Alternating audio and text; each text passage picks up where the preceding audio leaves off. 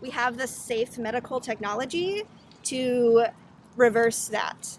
And now this goes back to, like, I see that and I say, wow, that is great. This woman can have some of her bodily autonomy back. Right. She can have some choice back. And to me, that's exciting Right. and empowering.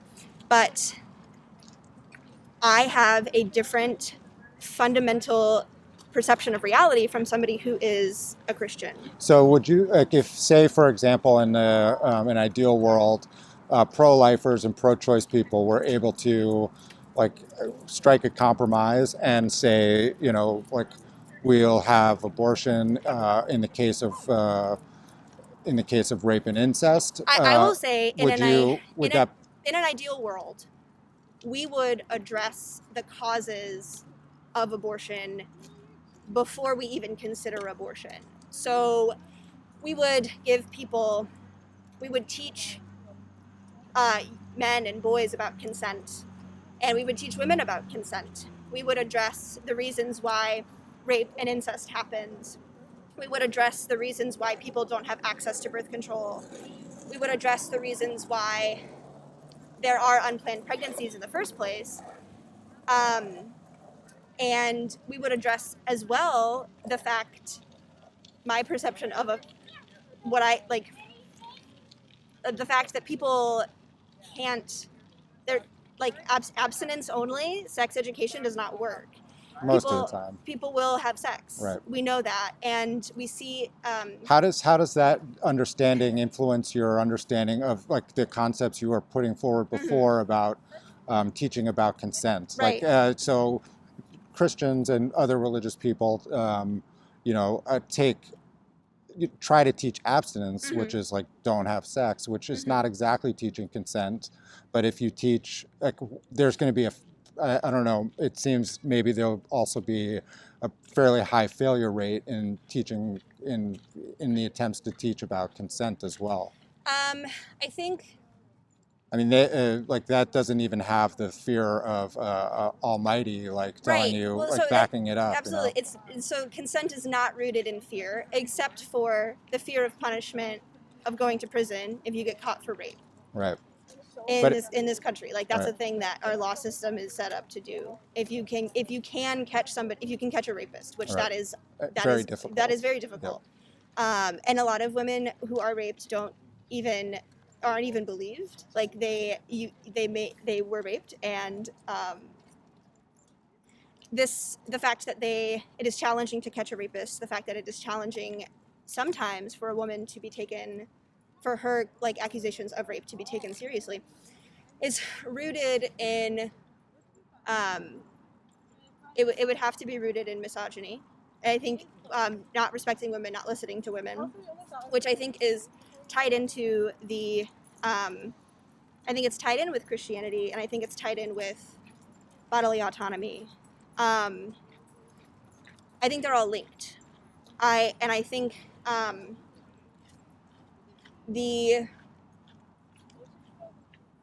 so teaching consent, if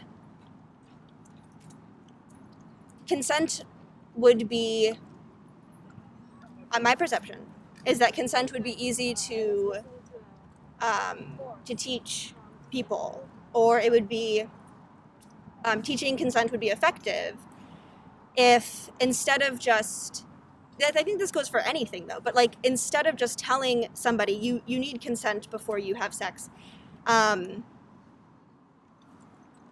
if you you explain to them why, you have to explain. Like, if we think about, like, the lack of consent in a sexual encounter between a man and a woman, if we look at we can agree that most cases of rape, not all, but most cases of rape, are a man raping a woman. Right. I think that's fair to say. In those cases, the woman did not consent, but the man, he made the choice. He did not consider her pain, the pain that he would be causing her, her desires, her her choices. He did not consider her humanity in that moment when he decided to have sex with her when she did not want to. He may have not been reading her body language. He may have not cared. He may have not Right. cared what the effects were going to be. And I think to have effective consent, people have to genuinely care about the way they're a person feels. Men have to really care about the way a woman feels, and ultimately that's rooted in empathy. Men have to have empathy for women, and they have to if a I don't know. Sorry, I don't know if that was a tangent or if that made sense. I'd like to maybe jump in and add another tangent. Do you, at a certain point, at what point does a fetus have rights? There are people of all stripes who have different. Like some people say a heartbeat. Some people say viability outside of the womb. And do you have a thought on that subject? I think I haven't thought about it a lot. That's interesting to ask that, the framing of that question. When does a fetus have rights? The rights of a human. Right. I think before I answer that, because I don't have a clear answer, but first I wanted to address. So I would like to share the thoughts that I have built up over why I am pro-choice. Please. The foundation for a lot of my beliefs, or specifically two of my beliefs, abortion and God, my religious beliefs and my beliefs about abortion, are rooted in my acceptance of evolution as true. So because I accept evolution as true, I see humans as part of the larger tree of life, related to, biologically and genetically related to all life on this planet. And because I see a relation between people and humans and other mammals. Just mammals? No. But I mean, we are mammals. Sure. So when we have the most similar reproductive systems to mammals because we are mammals. So mammals in the wild. I remember learning about elk specifically. Elk in Yellowstone. When a female elk is pregnant and she doesn't have access to enough food, she doesn't have access to enough resources, she has a disease or something is wrong, she can't viably carry a baby to term, the baby will spontaneously, the baby elk or the fetus elk or the elk body, the fetus will be spontaneously aborted. So the female elk didn't make that choice, but the baby elk did not get born. So but that was because that was all hands off. Nobody made that choice. The baby elk could not be fully developed because of a lack of resources. Right. So it is, though I believe humans and elk are related, I am not mistaken in thinking that we are the same. I am not mistaken in thinking that humans are just other animals. We are obviously different. We have these amazing brains that have human consciousness. We have language. We have culture. We have everything that makes us human and separates us from other animals on this planet. And we also have different needs. So we have the need for food, just like elk. We have the need for water, like elk. We have the need for space, just like elk, Right. But humans have other needs as well. We need, because we see if a child is put in traumatic situations, or if a child if a child's parents are not able to provide the child with certain resources, both physically, whether it be food or shelter or those basic needs, or if it is things like attention and love, if a parent is unable to provide those more human, those more abstract, higher like level human consciousness needs, the child is adversely affected. That is, we see when children grow up in traumatic environments, they have, they like that. Those effects linger, whether it is like in something as specific as like trauma they carry throughout their life. Right. And so my like, does that make sense? Do you agree with all of that so far?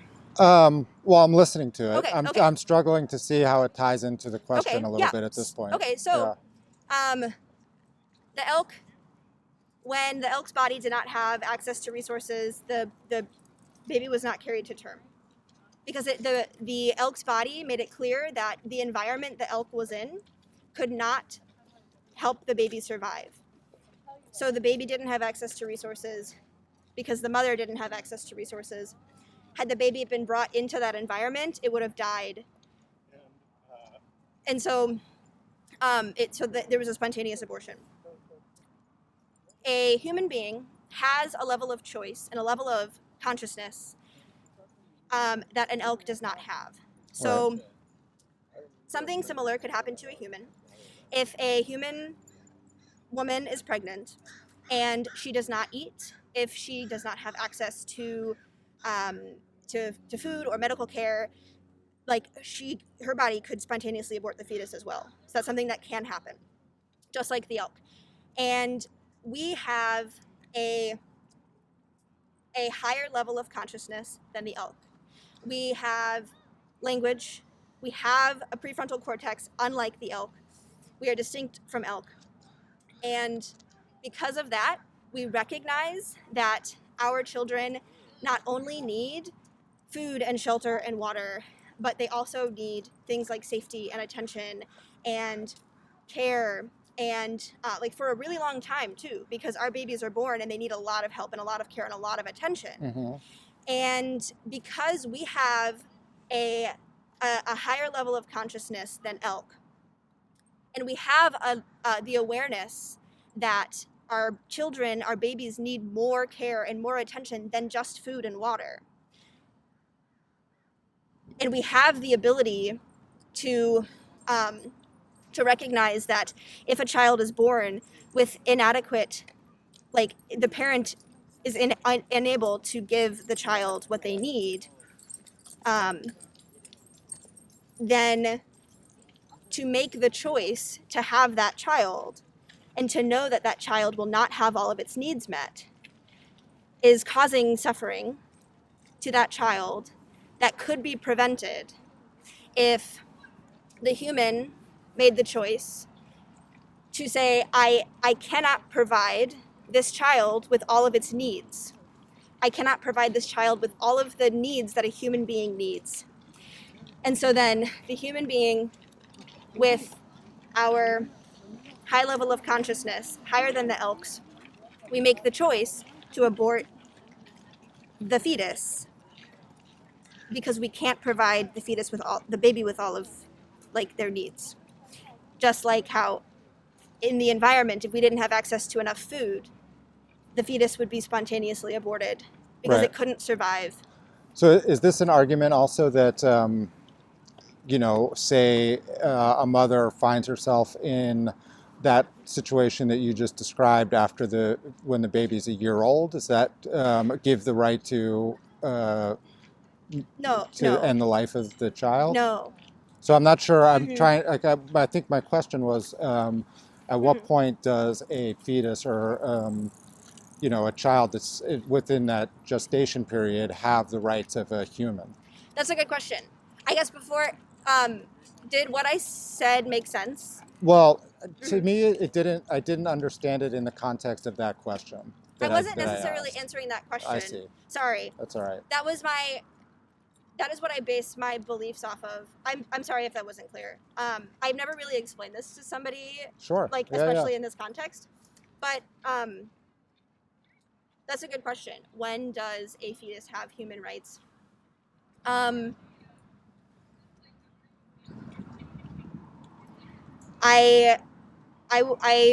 right now I have not thought about this question a lot, but I would feel comfortable in saying like once the baby is born. So not at all while it's in the womb, Um, which would mean like that. So that, and I would infer from that, and you can correct me if I'm wrong, that you're saying that you are pro-choice to the point of like dilation. so I think that is a I don't think that's nuanced. That statement is not very nuanced. And I think that's doing a disservice to how nuanced the topic of abortion is. Okay. And I don't think, I don't think people should just be I'm about to give birth. I don't want this baby anymore. Yeah. And so then they have an abortion. But I don't think that happens. I think that is a hypothetical that may be a hypothetical that was created to get an emotional reaction out of people. Will that be something you look into? Sure. Yeah. Cool. I will as well. Okay. I'm curious about Yeah. that. I think the concept of late-term abortion and abortion in general is so much more nuanced than that like question or that statement makes it out to be. Mm-hmm. And so I will say, like, with that, I don't want anyone to have to get an abortion. I don't want anyone to be in that situation, which is why in the ideal world that we were talking about earlier, every single more resources would go into preventing people from being in those situations where we solve the problems that lead to unwanted or unintended pregnancies. Because I think those social and systemic problems, if they were solved, we would see less abortion. And I want less abortion as well. I want no abortion. Like, I don't want anyone to have to get an abortion, but I understand that if a woman finds herself pregnant and knows she cannot provide adequate resources, both physical and emotional, to the child, then she should be able to make the choice to say, I don't want to cause this baby to suffer. Yeah. Well, I wanted to get back to that point. I'm glad you brought it up. So there are testimonials on, out there from, adults with Down syndrome and, children, like products of rape, right? And you very often hear them say, perhaps not exclusively, but at a very high percentage, say that they are glad that they were given the chance to live. And I don't know that there are similar testimonials from people who say were deprived, say only got 70% of their nutritional needs met. But I suspect that there's a high number of people who find themselves in that situation and are still glad to be alive. And would testimonial or like the opinions of people who were directly in those situations expressing their happiness that they were given a chance to live, would that influence how you feel about whether or not a fetus in that situation has a defensible right to life? That's a good question. I think that highlights those examples. I think that highlights the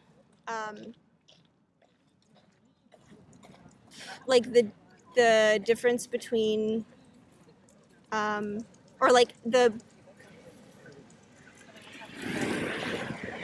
the growth of a human, like to get to the point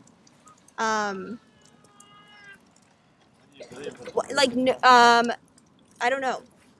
Sorry, I'm stuck on an idea because Sure. When you said people with Down syndrome and people who were conceived by rape, my first thought was that people who have Down syndrome in the past were treated horribly and not given Right. a chance. But these are people Right. who are alive no, yeah, right for now. sure. Yeah. And I think what we have seen in the last, I don't know how long, but like we see people now giving so much care and time and attention to people with Down syndrome. And if you have a baby with Down syndrome, there are we see that like if you spend time with children with Down syndrome, they can achieve like such a profound level of like ability that people in the past didn't even think was possible. Mhm. So much so that they just like put them away. They just said like,